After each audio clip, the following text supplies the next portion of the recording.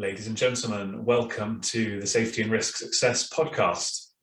I'm Christian Harris, your host, and my guest today is a namesake of mine, Christian Hunt of Human Risk. Really interesting conversation, got a lot out of this, and I'm sure you will be entertained and educated, which is always one of the goals on the podcast. Christian talks to us about what human risk means, so we define that. And it's a really all-encompassing term, as you'll hear, and we give some good examples of case studies and examples where this principle can be used to good and to bad effect. He gives me some advice about how to deal with my kids, which I'm definitely going to take on board. We talk a bit about COVID. We talk about some other examples of where human risk has been done not so well, because often those are the places that you can learn lessons from. We also talk about defensive decision making, which is something that I have come across quite a lot, particularly in larger organizations, but hadn't ever been able to put a name or coin a name for until Christian and I spoke. So that was really useful. He's got his own business. He's got a podcast. He does a lot of publishing. Do connect with him on LinkedIn, and I hope you enjoy the conversation. Cheers.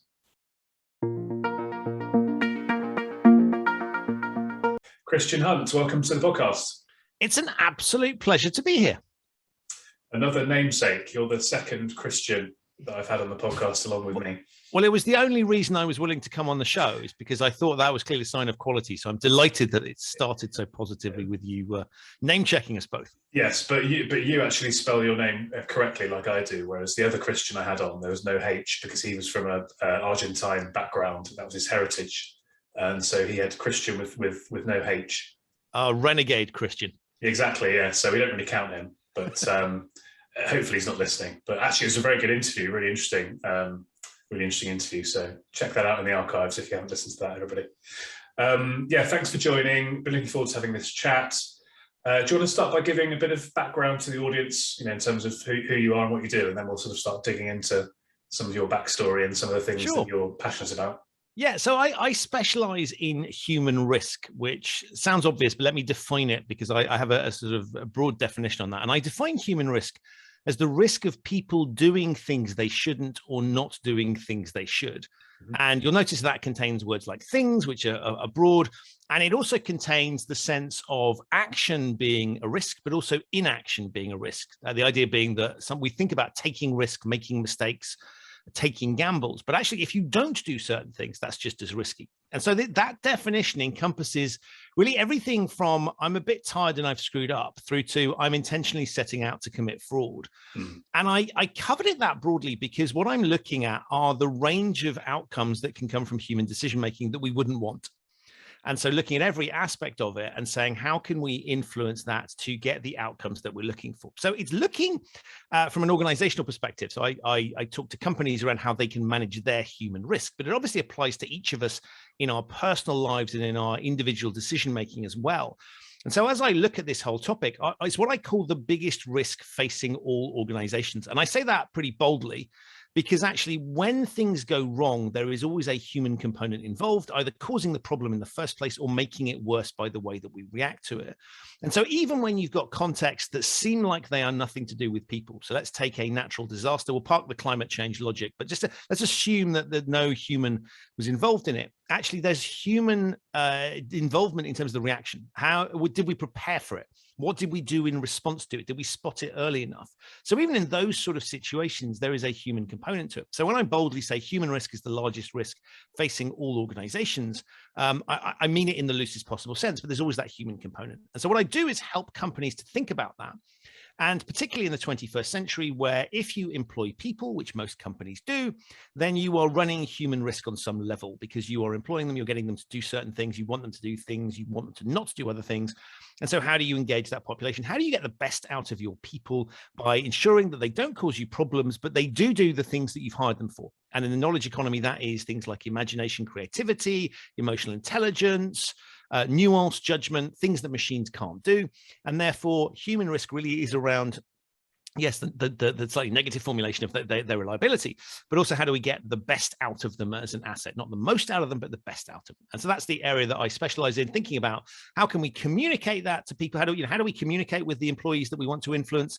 How do we control them? How do we monitor them? How do we manage all of these particular risks? And typically the way companies go about it isn't necessarily the smartest mechanism, and so they often have problems. Yeah, yeah.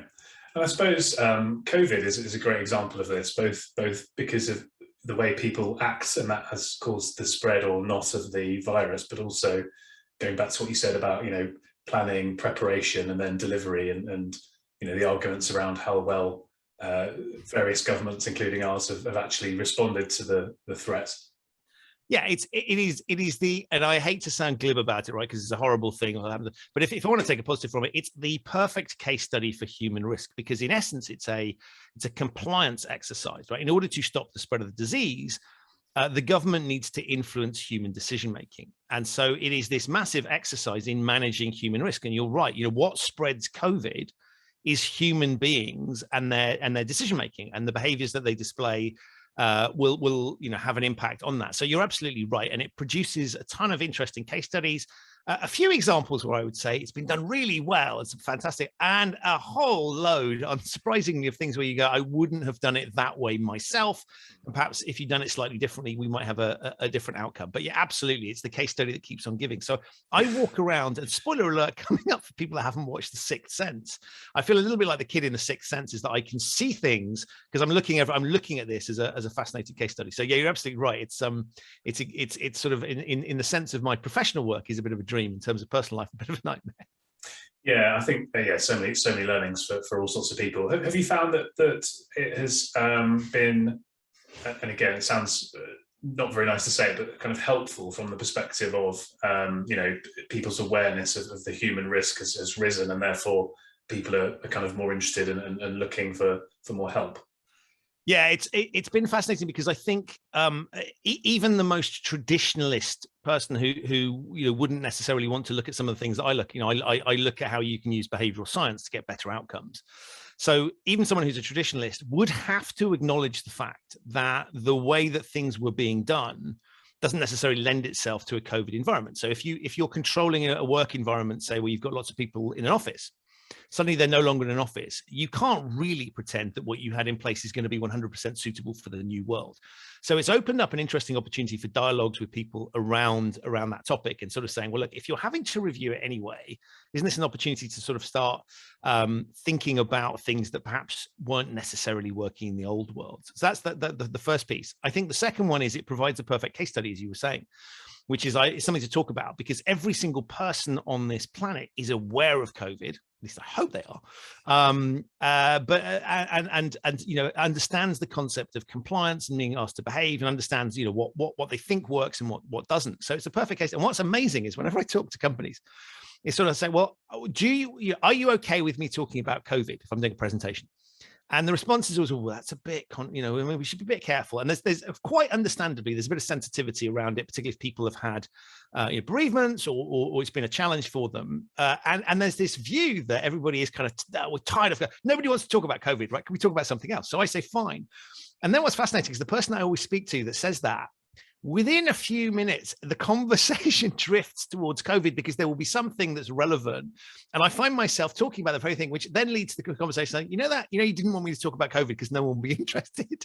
I think you've just demonstrated that they are. And they go, oh, yeah. So it inevitably comes up. And I think that there are some perfect examples of, and it's much more fun to talk about when people screw this stuff up. So there's some great examples of appalling communication, appalling decision-making. So yes, I'm going to want to grab those. So I get there by hook or by crook, but yeah, you're right. It is a big topic. Yeah, no, absolutely. So how did you get involved in this, or interested in this particular area? So I think I've always been curious about people. And so I was that annoying kid that would always sort of semi-embarrass my parents by pointing at people across the street. Why is he doing that? And then, and they, to be fair to them, they sort of indulged that curiosity. So that's always been there. And I studied literature at university, and I've realized that that's relevant because literature, we tend not to write books about inanimate objects, we write books about people. Yeah. And so that was a sort of proxy, if you like, for psychology. And I think if I had my time again, I'd be studying behavioral science, but at the time that wasn't available. So literature was kind of proxy for that. And then I did some sort of sensible things like became an accountant, but we don't talk about that. And then ended up in banking because frankly, it was well paid. And then within banking, I just stumbled into regulation as a thing. So I ended up going on secondment to a regulator. And then post the 2008 crisis, the Financial Services Authority, so the regulator at the time, was looking for people that weren't standard regulators. So I went there and supervised international banks. This is the bit of the regulator that faces off against the firms to try and get them to do the right thing. And various things happened there. I had to deal with a rogue trader at one of the firms. And I realized that both the business of regulating was all about people, and the firms that we were facing off against, when things went wrong, there was that human component at all times. And so I sort of started to see this there, and then the regulator got broken up. I joined the Bank of England, which was a really interesting cultural shift as the regulator got split up, and sat there for a while and saw that as a fascinating culture. And then I moved to UBS, which was a firm that I'd spent a lot of time as a regulator looking at. And anyone that's in a regulated industry will know that if you're being looked at by the regulator, it is not because you are doing an exemplary job. They had a ton of issues. And so I joined them because I was keen not to go somewhere where the regulator became the spin doctor for bad behavior, but actually they genuinely were trying to do the right thing. And so I joined in compliance and operational risk. And compliance is all about what do the rules say we can do. Operational risk is all about the risks facing the firm that are not financial. So not that don't have a financial impact, but are not things like lending risk, credit risk, market risk. It's everything, cyber fraud, all those sorts of things. And I was responsible for both of those for one of the global businesses. And what I realized there was that we, in common with many other companies, were sort of sending people on training courses that weren't particularly interesting, forcing them to read dull policies, and weren't really engaging with the human beings at the end of this thing. And what made it worse for me was that I'd been the regulator that had imposed a lot of requirements on the firm. So I knew where this stuff was coming from, and it was all being done in my name. And so I had this awkward situation of like, this is not the way it's supposed to be. And it was really bad for me because it was, not only was it being done in my name, it was being done to me, right? So when you're in compliance, you have to lead by example. So I'm sat there with being sent emails from myself, which tell me to go on training courses, and being sent policies that I own. And I was just like, I find this really dull. You didn't want to read, yeah. Right. And I'm thinking, if this is what I think, right, and I've got some hinterland to this and it's my job, then there's no chance of people in the front really grasping it. And so I started to look for, the adult in me kicked in and said, well, we've got to do something about this, right? We can't just disown this. We have to do something. So I started to look for how could we solve this problem? And so recognized that people were the root of this. You can't say to an organization, be compliant. Inanimate objects don't respond. It's the people within it that need to do that. So how could we do that? And so behavioral science, which had been something that had always interested me, turned from being a sort of a side of desk hobby that I was fascinated by into, I was like, oh my God, this isn't just like interesting. This is my job. I've got to influence these people to behave in a particular way. So if we start to look at how we do that in other contexts, we can learn a lot about how we could do it in thing. And just because it's a work context doesn't mean that things like the techniques used by advertisers wouldn't also work in a work context, because it's the same human beings you're trying to influence. And so I started this mission of bringing behavioral science to compliance, which rhymes, so it must be correct, right? And thinking about how could I do that? So I did it in the world I controlled, then expanded. I tried to control the machine. When you're responsible for a global function within a big firm, it sounds like you got a lot of power, but there's often things that come out of the machine that you sort of end up owning, but don't really have as much input in as that your title might suggest. And so I started to try and influence that machine, push that quite far. And my boss says, well, this is really interesting. Why don't you want to do this full time for the firm as a whole? So I start this behavioral science function within risk and compliance, looking at tackling these topics. And so I did that for about a year, and then just realized that actually the problems that were facing that firm are problems that every firm faces, regardless of what industry you're in, how sophisticated you are, because in a changing environment, you've got to be. And I just thought I can take what I've learned from doing it in this environment, the insights I've got, and spread it to a wider audience. And so that's what I do now, working with everybody from chemical weapons inspectors and police forces through to banks, obviously, but also things like retailers, utility companies, pretty much any organization that employs people, but particularly those in a regulated space. Yeah.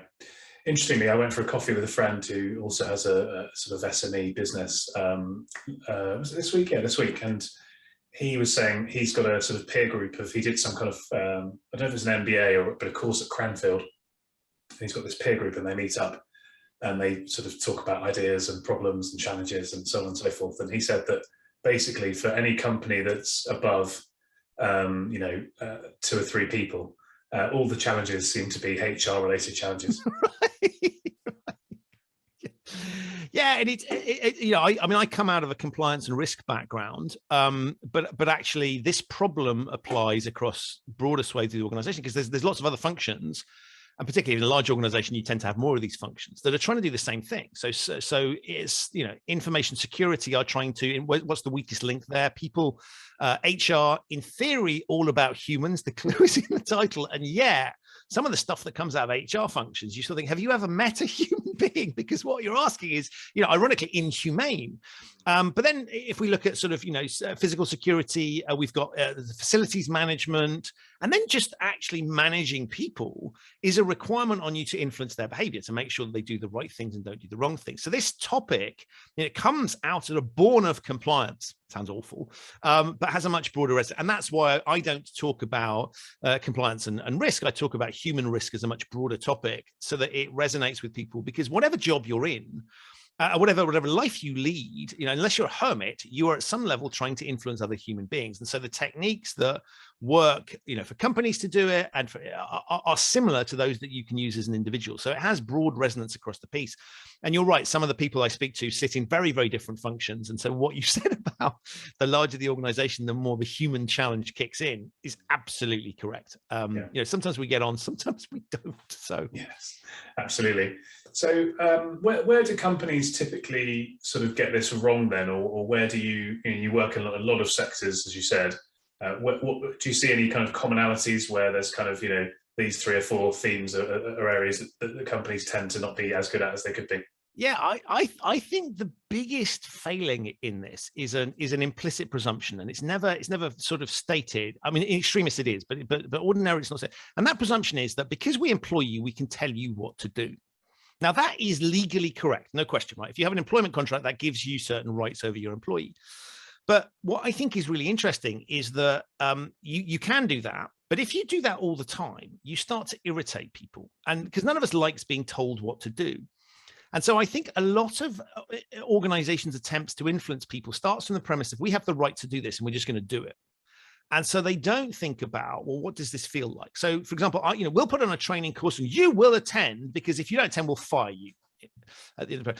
And so that is correct. But if somebody's sitting there dragged into a training, are they really paying attention? We've all been in scenarios that we don't want to be in, where we're having to read some crap, we're having to listen to something we don't want to listen to, we're not paying attention, we're not taking it in. And so I think that approach permeates a lot of, thinking around policies, for example. Well, it says it in the policy on page 568. I need you to attest once a year that you've read, understood, and complied with all the policies, which sounds logical, but is exactly the same as when we go and rent a car and we're required to sign our life away to get the car, or you download an app and you have to just say, I agree to the term. You have no clue what you're signing up to. They know that, we know that. And yet that construct's deployed in employers. So that idea, it is correct. And there are times when you do need to do that. And I would argue in a safety critical industry, there is no messing around. We don't want people who work in the nuclear power industry going, wonder what happens if I do this. Right? That's not. Yeah. And I think this is widely understood in safety critical industries, is that you don't allow people, food safety. We don't want people getting creative with. I thought the hand washing regime was a bit tight. So I thought I'd just throw a few nuts in because it makes it taste better. Exactly right. I'll just have I know it says this, but I was being creative, right? So we accept it intuitively in those spaces, but there are lots of spaces where that's just not necessary.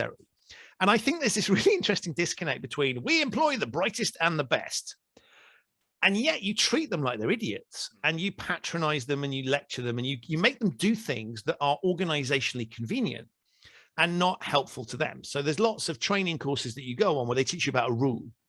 Now, that rule is not something that means anything to me. It's something that means something to the company. And I have to go training on a specific rule. Well, how does that fit into my day-to-day life? We don't all wander around on this planet and go, in this instance, I'm now subject to this set of laws. And that's, we don't operate on that basis. And I think that for me is the biggest failing, is this idea that I can impose this stuff on people and I'm going to do that. And as I say, it's not necessarily conscious, but that's where you end up. Massive error, I think, particularly where you're looking at things that have a qualitative component. So you will get performative compliance, people doing things when they can be seen, people going through them. And we've all seen the kind of going through the motions practices. If there's something where you can't see it, or there's a qualitative element where, people have a choice, so they could be compliant by doing the bare minimum, or they could be compliant by being engaged. That's when you start to get into trouble, because actually you've created a North Korean environment where it all looks good on the surface and you've just shouted at people, but actually they're going to let you down, particularly in the 21st century where there is transparency in ways there wasn't before. Things are going to go wrong if you've just got people being performatively compliant. And so that whole approach, long-winded answer, and I'll stick with that one factor, but I think that's the driver of all of these challenges, which is nobody's thinking in the terms of, well, how does it feel from the employee perspective? And we force employees to do things that we would never dream of putting on customers. Do this tedious process. I mean, a customer would tell you to get stuffed half the time if you made them do. And so I don't see why there should be any difference, because they're both human beings. And yes, we employ them, but put it loosely, why would you piss off your employees and make them do stuff that just seems utterly stupid when there are ways that you can minimize that and be more effective? There are going to be times where you have to use that dynamic. But I say to people, reduce that use of that dynamic. And then when you really do, it feels different, as opposed to that being your basic default modus operandi. And you need to work with your people, because after all, you've employed them for a reason.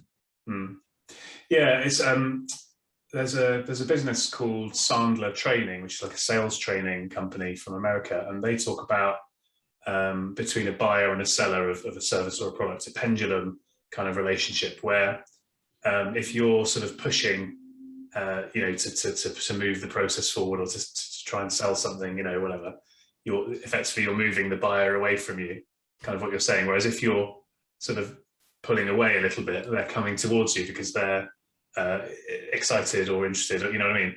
Right. I think there's an interesting parallel there from what you've said, and it just made me think as well about my kids and kind of how to sort of get away from like instructing or having to shout, and you know what I mean, to try and get them to there's a brilliant, I'll give you this thing which I think you might find useful, but listeners will in all sorts of contexts, which is what I loosely call it the coat problem.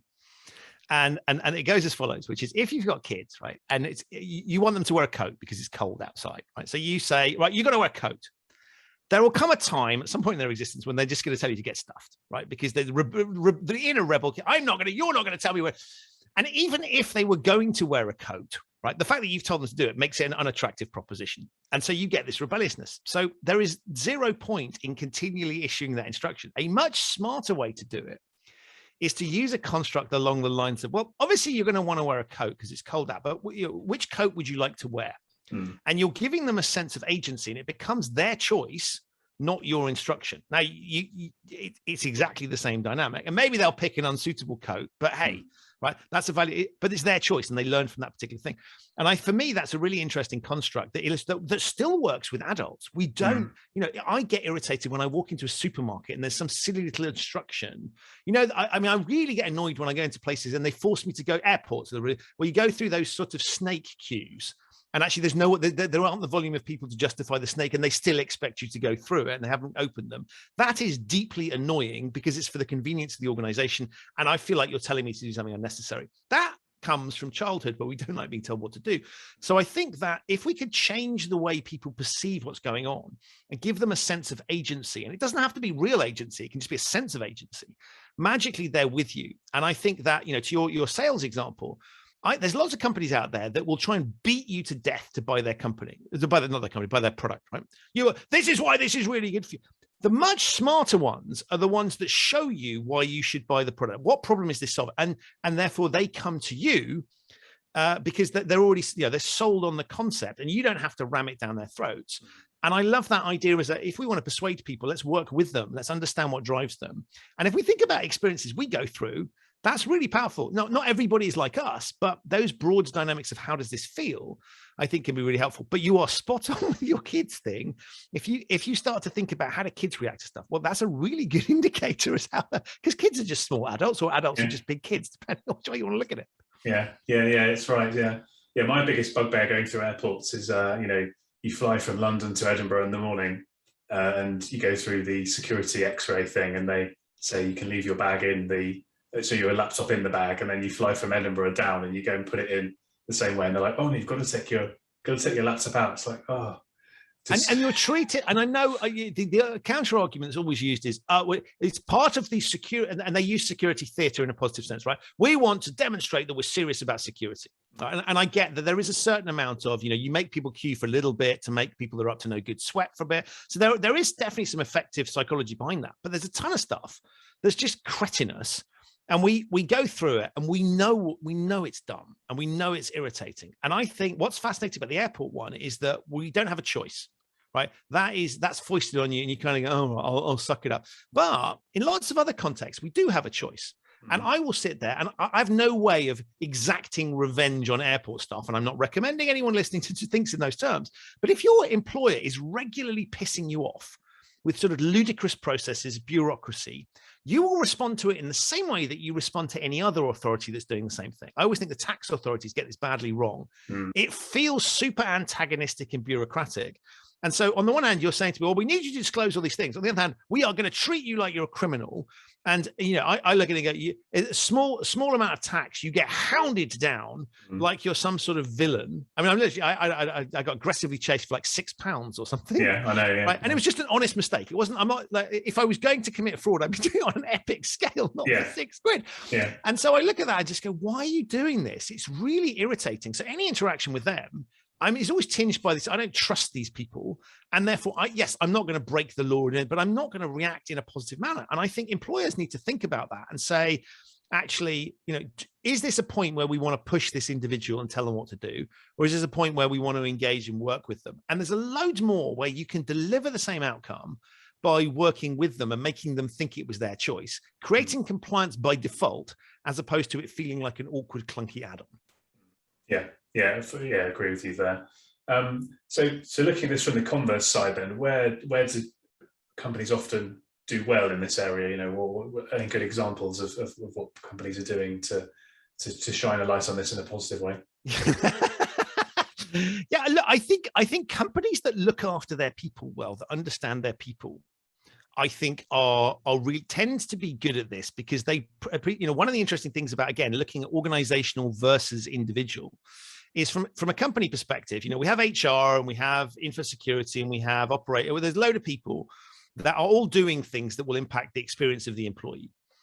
And I think the ones that don't, that sort of have a consistent voice across that don't have irritating functions, that look after their staff, that recognize they want to make life as easy and as fluid as possible to get the best out of people, they tend to get this because they tend to understand the value of human capital, and that they want to look after them. And so if you start to think in those terms and say, actually, we're going to look after our staff in terms of how we'll pay them well, we'll provide them with good benefits, we'll give, we'll be generous on paternity, maternity, and whatever, and we won't start being, we won't just do what the law says, we'll go beyond that, and we'll look after people in their hour of need, recognizing they will give back to us. And I think it's interesting now with flexible working, for example, you've got the companies that are saying, no, everybody back to the office. And some of them have got a good argument for it, but the vast majority is absolute, utter tosh. That's kind of like, oh, you can only work if you're in the office. Sure, maybe you don't want people working at home all the time, but maybe sometimes but you shouldn't have to insist that they come over. And so I think people that think in those terms will tend to reflect on it and say, actually, this is a good experience. So you can tell a lot from a company by the induction process. Now, if the induction process is typically you'll join on a Monday morning and you'll go there, and then you get the presentation from someone. And I think this tells you a heck of a lot, right? So companies that are there that say, welcome, we know it's your first day, we know it's a little bit nervous, so we've done some things to make you feel more welcome. And we know that you're going to be asking about where's the coffee machine? How do I get food? Blah, blah, a load of questions. And if you've got more, and we've got a buddy for you to help welcome you to the thing, we've organized a lunch to make you feel welcome. right? That's option one. Option two is the companies that go, welcome to this company. We're really big and we have offices in 500. And you sort of go, I know that. All right. I've applied to join this company. I've got a sense of how big you are. And then you get the sort of, welcome to our risk framework. Risk is really important. Now, the last thing anyone sitting in that room is thinking, I wonder if risk is important to this company.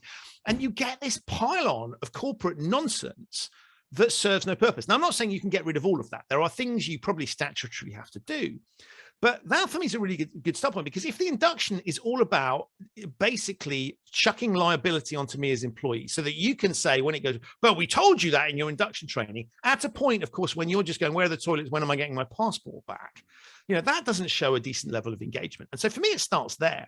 And then I look at the broader piece and just say, like, how is it? Are we doing things like sending every single person on a training course because we can? Or are we carefully selecting the people that we send, recognizing that, it would be organizationally convenient to be able to say everybody's done this training, but actually, wouldn't it be better if we recognize that, for example, anybody doing an administrative assistant type role, they don't need to understand some of the technicalities on some of the rules the company has to go. What's important to them is, for example, spotting when there's somebody trying to do a phishing campaign, right? Because they're the first point of call for the outside world.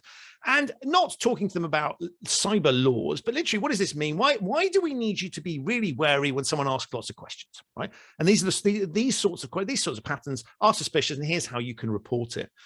And so I see lots of examples of companies thinking in those terms and going, what does it feel like to be the end user? And then they design around that. And so I love taking, let's take an example from the public sector, right? So it's really easy to criticize government authorities for their clunky messaging.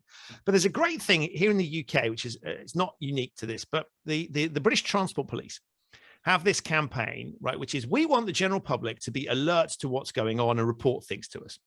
And so they've come up with this really snazzy slogan, which is, see it, say it, sorted. So the basic message is, if you see something suspicious, don't worry about what it is. Just if it doesn't look right to you, say something and we will take care of it. And then they make it really easy for you to report with. You can do it by text or you can phone them up. And I think that's a brilliant example of thinking things through, because they're not giving you a long list of things to look out for. They're not giving you a ridiculously long phone number to remember, or a stupid form you fill in. You can just literally text them. And they've thought about the psychological bit, which is, actually, I want to know that somebody's taking care of this, right? I want to know that my thing is real. And I had the opportunity to report something. I've literally been dying. I mean, looking around, going, well, can I report something? What can I report? And I was on a train, and out the window, there's this unaccompanied bag sitting there. And I'm so excited. Terrible, right? Could have been really. And I'm excited because I'm like, I can try this out. So I text the number with a picture of the bag and report where it is. And I get a text back saying, thank you so much. And a standardized response, say we've reported. And then I get a response saying, we have investigated the incident. Thank you for reporting it. Now, they don't tell you what happens, right? Because who knows? But I like the fact that there's some real thought gone into both the logistics of it, but also the psychology of it, which is make it easy to do. So if you take that as an example, I think some companies do that internally, where they say, what's this like for the employee? And rather than screaming at people, why didn't you report things, right? They've built a process like that understands the psychology of it, that understands the practicalities of it. That for me is the winning thing. And so when I see those, I grab hold of them and go, that's what you should be doing. And it takes more effort on the part of the organization, but the benefits are blindingly obvious, right? And so I say, have a look at what the outside world is doing and find good examples in quote unquote the real world, and then take the thinking behind it, think about how it might work in your environment and reflect that. And so companies that think in those terms, right, that treat their employees like adults and think about what it is like to go through and go the extra mile to design it, do a great job. And so I wouldn't want to call anybody out particularly, but usually it's companies that look after their employees that have a good handle on this. Because actually, if you're paying me a ton of money and then treating me badly, and it doesn't have to be big treating me bad, it can be lots of little things treating me bad, that money starts to feel like you're buying me out for the bureaucratic hell, and you've turned it from a really positive relationship into a transactional one. You're buying out the bureaucracy when there's a better way to do things. So yeah, that I sort of, I see pockets of it. I wouldn't say there was one company I think does it brilliantly, but I've generally found places that have low turnover for good reason. I think is that's a pretty good sign that a lot of these things are working. And some interesting parallels to marketing as well, aren't there, where you can get this really hyper-personalized marketing now. So I know for US elections, for example, you'd find Facebook ads from the different campaigns, which were thousands of different Facebook ads, very hyper targeted to people, because they knew what the very specific issues were that would have an impact on those people. And so you're not sort of broadcasting. I know obviously Boris did Get Brexit Done, which clearly was an effective slogan, and that was very simple and probably be interesting to break that one down. But yeah, you can actually go very, very targeted and take that bespoke approach, and that does seem to be an effective way of influencing people, as you say. Yeah, and I think it's about understanding their position, and so I take inspiration from things that seem like they've got nothing to do with the topic I'm looking at. So if you walk into McDonald's or Starbucks or any of these sorts of places, right, what do they present you with? The answer is a clearly structured menu, and the digital screens that you get in some of these places now allows them to be even more smarter about it in terms of what they promote. But it's really clear what you need to do, and they've presented a nice kind of curated experience. So I know that if I want to buy a meal, it'll take me down a particular route. If I just want to get a drink, then it's another route. And so they haven't overwhelmed me with choice. There are, if you look at the permutations of things you could order, I mean, Starbucks is a great example. I mean, there's something like 30 or 40,000 different choices. If you look at the different sizes, different types of milk, different types of syrups, all of that stuff together, the menu's loose, but yet look at what they present you with. And it's really simple to navigate, whether you are the kind of coffee aficionado. I know some people listening go, well, why are you going to Starbucks? But coffee aficionados who will kind of go, I want this, this sort of bespoking. To other people go, I have no clue. I'm a bit bewildered by this choice. Oh, I'll just have that one. And it caters for both of those things. And so I think you're right. The marketing lessons around communications are exactly the ones we should be drawing. And so the skill set of people that are in compliance and cyber, often they don't bring these skills in. And yet I think it's super relevant, because your job in a compliance function or risk function is not to turn every single person in the organization into a small version of you, right? I.e. by teaching them the technical stuff. It's literally to get them to do the thing that you need them to do, or not do the thing that you don't want them to do. Yeah. And with whatever degree of qualitative thing that there is in that. And so when I look at that, the job's to translate. Well, who does a really good job of translating complexity into simple things? Well, cartoonists, marketing people, anybody that's good at communication is doing that. How do I sell a complex product? Well, the answer is I make it as simple and accessible to the audience. And I flex, so car ads is a great example, right? A little bit of technical jargon for those people that like that, bit of vroom vroom, some nice pictures and beautiful twisty roads and some attractive looking people driving the vehicle. And that gets me into this thing that works for everyone. And then we go into the sales thing, which is if you're a tech head who's interested in exactly how the engine performs, that's one route. Another route is, look at the size of this boot. You'll be able to get all your shopping in here. There's another route that's like, look at the windows. They're really big. Oh, this is really safe. And so that's how they sell those particular products. And I think we've got to do the same we're not selling a product per se because they're forced buyers of it. But if we think in those terms and say, let's find messages that resonate, one, with the general populace. So I think, with a lot of what you do, I think it's fascinating because there you are trying to target a broad range of people.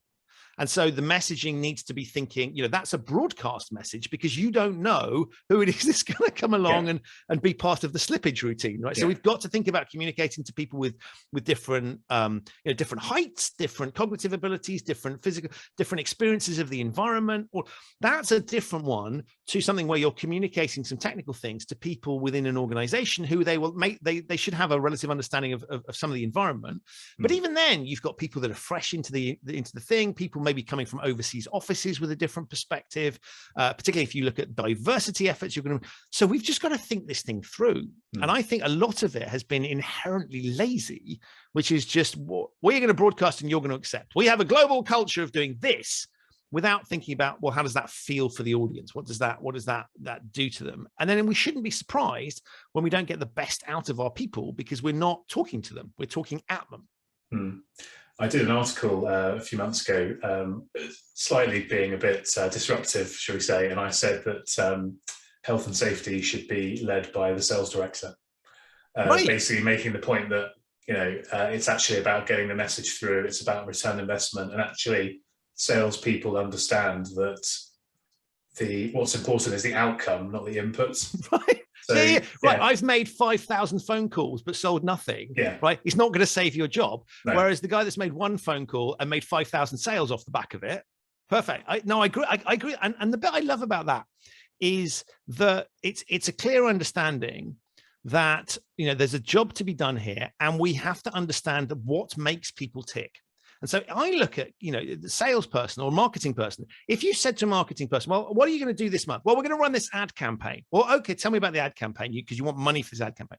Well, you know, what we're going to do is we're going to do the same thing we did last time. Well, did that work? Oh, I don't know. No idea what happened, right? You would be fired for being negligent. And yeah, when you're in a role that's internally facing, where you are doing exactly the same thing, and you say, can I have $1 million for my compliance program or my health and safety?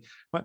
Generally speaking, they get away with it somehow. And I think we should introduce that marketing, that sales mindset to say, you'll be judged on getting this thing right. And I don't care if you're doing if everybody's been on a training course and no one's paid any attention whatsoever, that's a fail. Yeah. That's not a success.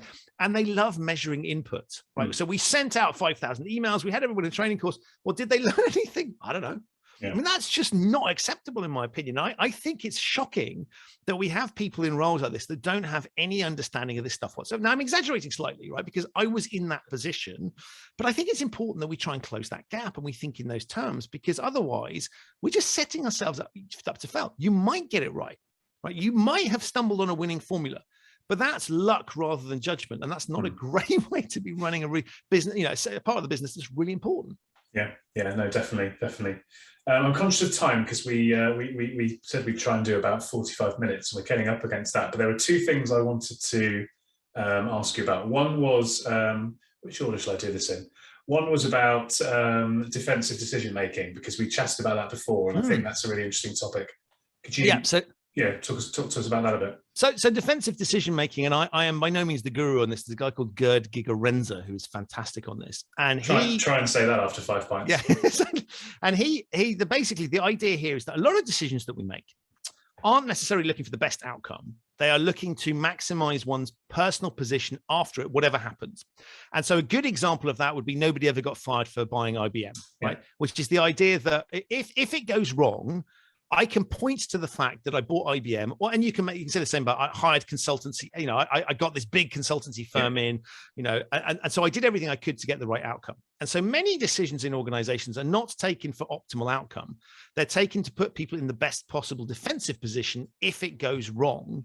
And so we are missing huge amounts of opportunity. And a lot of decisions that people take are driven by that thought. And if you start to recognize that, and you can remove that fear from people and actually say it's okay to make mistakes. It's okay to get, you know, if you tried to do the best and it went wrong, we forgive you. If you tried to do the thing that was politically smartest for you, that to my mind that's not good for the organization, and it's actually not good for the individual, because you know that you're making it for very poor decisions. So it doesn't feel great, but a lot of people do that, and you see that quite often in politics. People taking decisions based around that. What will it look like if it goes wrong? And I'll start with that.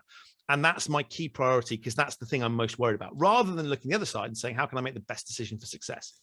Yeah, I see that a lot in larger organizations where, you know, if you think about, you know, you set up a business, I set up a business, you've got to take a huge amount of risk to do that. And so you can focus on all the positive sides of taking risk. But then there reaches this kind of tipping point in a company of a certain size where all of a sudden they only concentrate on the negative aspects of risk rather than the positive side of risk. And so then I didn't have a name for it before, but now it seems clear to me that that's an example of defensive decision making, because it's all what are the downsides, let's negate the downsides rather than let's think of the upsides. Yeah, totally. So, and I think your analogy about large companies and small ones, you know, it is interesting when you get large companies say, well, we're very entrepreneurial, we pay all our people in shares. But actually, ultimately, there's a reason that people think in those terms, because you're incentivizing it with your structures. And so you're right, stepping out of large organizations into smaller ones, I mean, I can't afford to defensively think, because otherwise I wouldn't get anything done. Yeah. Also shares. I mean, if it's a publicly traded company, actually, I think that encourages defensive decision making anyway, because you're basically looking at, you know, protecting you don't want to take anything to go wrong that will see the share price dive, because your bonus is based on the share price at the end of the year, and you're not thinking long term about growth. You don't have that sort of long term growth mindset. You're thinking about, you know, what can we do to sort of be stable, I guess, for this year. So Yeah, and it's quarterly reporting doesn't help that either, right? Mm. Which is sort of let's constantly check in. So you get the short-term thing. So the defense, so one of the drivers of defensive decision making is what's going to look good in the short term, because whisper, I might not be around in the long term. So I need to think in that sense to protect what I have. Mm. Yeah, definitely. And I couldn't let you go without talking about condoms and masks. Which, yeah, so thank you for this. So let me explain, listeners, because otherwise it's going to sound weird. Yeah, so imagine if the recording just cuts off here. Yeah, that's great. I mean, so I have a podcast, and I, in keeping with my theme of looking out everywhere for inspiration. So if stuff's good at influencing people, I don't really care where it comes from, and I'm fascinated by it. And so last year I saw this tweet by a sexologist. And she had written, and this was when mask wearing was being introduced into the US. And so she had written a piece that says, if you want to get people to wear masks, ask a sexologist. And I was like, what the heck do they know? And I thought this was a bit, but what she then did was write a beautiful analysis of all of the things that you could learn from getting people to wear condoms to prevent the spread of HIV, and why that was relevant to wearing a mask. And she's spot on. So if you think about it, getting people to wear a condom equals interrupting an intimate activity.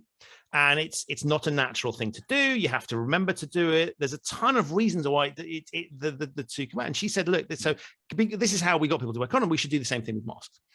And of course, condoms is done in private, masks is done in public. So it's a slightly different challenge, but nonetheless, the logic was there. So I thought I'll have her on my podcast because I think this is really interesting. And what we discovered was that she intuitively had come up with this stuff. And what I was able to do was to retrofit the reason for that is this is how that works, and sort of pull the behavioral science piece. But I think it's a brilliant example of where we need to be thinking about what experiences do we have in other contexts that could help inform something we're doing now. Not that you would immediately copy the exact techniques, but if the thinking's been done, let's be lazy and borrow from that. And so I love that idea. And so I've been talking to banks about, if your compliance program, I said, we need to listen to a sexologist. And they're like, whoa, because it's a bit clickbaity and it feels a bit strange. But the basic fundamentals is here's somebody that really understands this stuff. And I think many of the challenges that we face within organizations are faced elsewhere in society, just in a different context. And sometimes that might be an embarrassing context, or one you wouldn't think of, or one you would think, well, that's a bit demeaning to look at what they do. But actually, the wisdom is there in humanity. So I'd love to explore this. And it's one example of the sort of person that I like talking to, because I think they've got really interesting insights. Again, as I say, not to copy directly, but to learn from and say, well, or maybe it's the opposite, right? Maybe you'd go, no, right, we learned this is awful. This just doesn't work. Let's not go anywhere near that. And we find something else. So, so she is absolutely, so she's called Jill McDevitt. I should give her full credit. Is great fun. I mean, a terrifying interview to do, because you're thinking, this is not this kind of podcast, but she was kind of like, I don't normally do this sort of stuff. So we kind of bridged the gap. And I love that, because in a world of polarization, for me to be allowed, and this is why I'm self-employed, right? Because if I was employed by anyone, why are you talking to them? Great example, I think, of just being open-minded and having a conversation, building bridges and learning from someone that really knows their stuff. It's just in a context I would never have thought to look at. And it wouldn't have occurred to me if she hadn't bridged that gap. No, and analogies are super powerful. I mean, I'm always looking for analogies to use that people understand, that are not anything to do with what I do, just to try and get points home, because I think it's, there's probably some behavioural psychology around this, but I think it's kind of, there's something to getting someone to think about something that's familiar, and that they transport that into and safe, maybe, that they're comfortable doing. Yeah, I think it's two things. I think one is we grow up learning stories, right? So that's how that's how ancient tribes would transmit information, right? When we couldn't write things down, we would talk to each other, and they tell stories about what had happened in the past, and then those stories get embellished, and then we'd have people whose job it was to create stories to entertain us. And so those two things, I think, became fused. And then if you look at exactly to your point, is if I want to make a point to you, if I'm saying you should change the way you do something, if I turn around and go, you're an idiot, you've got this all completely wrong, then that's quite aggressive. And I'm going to be, it becomes a personal thing. Whereas if I can tell you a story about, here's a parallel, here's something that happened, and you can work it out for yourself, then that's a much better way of transmitting it. And that's why why do we have animals in fairy tales? Well, the answer is it's much easier, because then it becomes universal. People can read into it what they want to read into it. And I think that's a really important example of how we can communicate healthily with people. And too often when we're criticizing how people do things or challenging the way they do it, it becomes this personal battle of effectively, you're an idiot. I think stories is a really nice way of taking, I'm not talking about your company, I'm talking about this context. The favorite ones for me is when I lead the witness and the witness then goes, oh, that's really interesting because that's just like what we did. You go, oh, is it? Yeah. And we've got there by other means, but it's they're owning it. They're the ones drawing the parallels, and they may often draw parallels that wouldn't even occur to you. Yeah. So I love that double benefit as well. And then it's just more fun. And we don't go down to the pub and bore ourselves. We go down to the pub and tell stories. And I think that for me is the key component. Yeah, no, definitely. Great. Well, listen, I really appreciate your time. Where can people learn more? Give us a plug for the podcast. I don't know if you've got any kind of white papers or articles or anything. Yeah, so look, delighted to connect with people. So feel free to connect with me on LinkedIn. Just search for Human Risk and you'll find me. Human-risk.com is my website with blogs and various other things that you can download from there. And then if you're interested in the podcast, it's humanriskpodcast.com. Perfect. Nice and easy. All well branded, all simple, all clear. You're taking your own medicine. Be weird if I didn't, right? It would be very weird. All right, great. Well, listen, thanks very much, Christian. Really enjoyed it. I hope everyone else did as well. And we'll see you again next week for another episode. Cheers.